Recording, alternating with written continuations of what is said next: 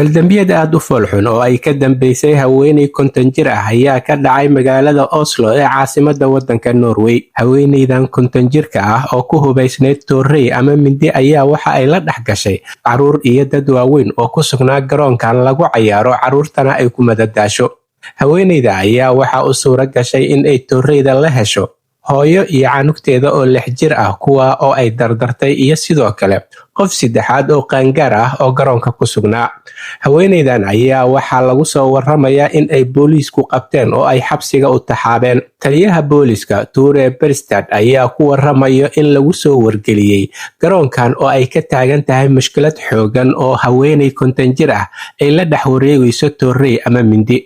Waxa uuna taliyaha intaa ku daray in ay si degdeg ah ku gaareen garoonkan oo ay sidoo kale u suura gashay in ay gacanta ku dhigaan iyada iyo mindida ay falka ku geysatay. Taliyaha dambi baarista booliiska Camilla Firestad ayaa ku waramayso in uu yahay kiiskan mid halis ah.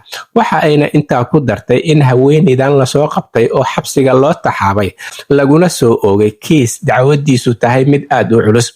Waxa ayna intaa ku dartay in 3 qofood ee ay tooreyda ku dhaawacday haweeneydan 50 jirka ah ay ugu daran tahay cunugta yar ee 6 sano ka yar, taa oo uu dhaawaceedu aad u culus yahay. Booliiska ayaa ku waramayo in 3 qofood ee ay tooreyda haweeneydani ku dhaawacday la dhigay isbitaalka Ullevål ee magaalada Oslo ee caasimadda dalka Norway. Waxa uuna booliisku intaa ku daray in ay wareysanayaan dad goobjoogayaal ah iyo sidoo kale dadka ay dhibka soo gaarsiisay haweeneydan 50 jirka ah ee tooreyda la boodaysay.